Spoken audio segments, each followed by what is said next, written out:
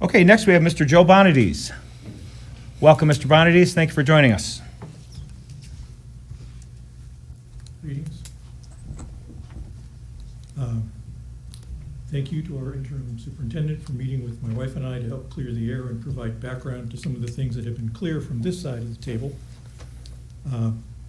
Now that the era of Sharo has ended, I would like to go back in history and try to put a few things in context.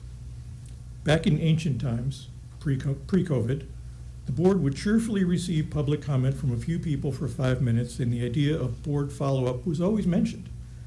When COVID and the mask mandates hit, the size of the audience went ballistic for a few months. A number of people who wished to speak also went up, and the board clipped the time people could speak from 5 minutes to 3 minutes, so the meeting would not take too long. This sounded like a temporary measure at the time, but once a liberty is lost, it is rarely regained. Later, the new Thune bylaw package set the 3 minutes as permanent policy, though it is not clear whose idea that was, the law firms or Sharo's. Ironically, mask issues were not the only thing being curbed at that time.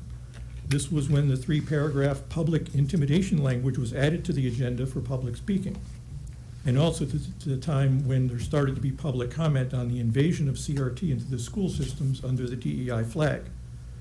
No other public meeting has this intimidation language, and ironically, it was okay for the superintendent to slander the public, but the most aggressive public comments have actually been from the DEI supporters.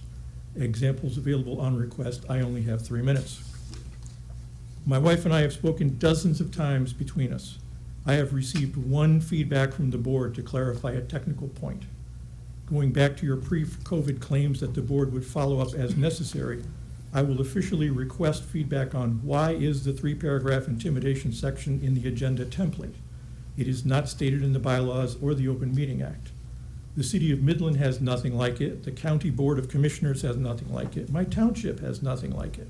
Are the people speaking at this board more dangerous than any place else? I really should not have to consult a lawyer before I come here.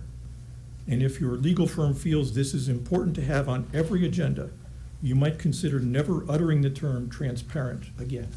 Thank you. Thank you.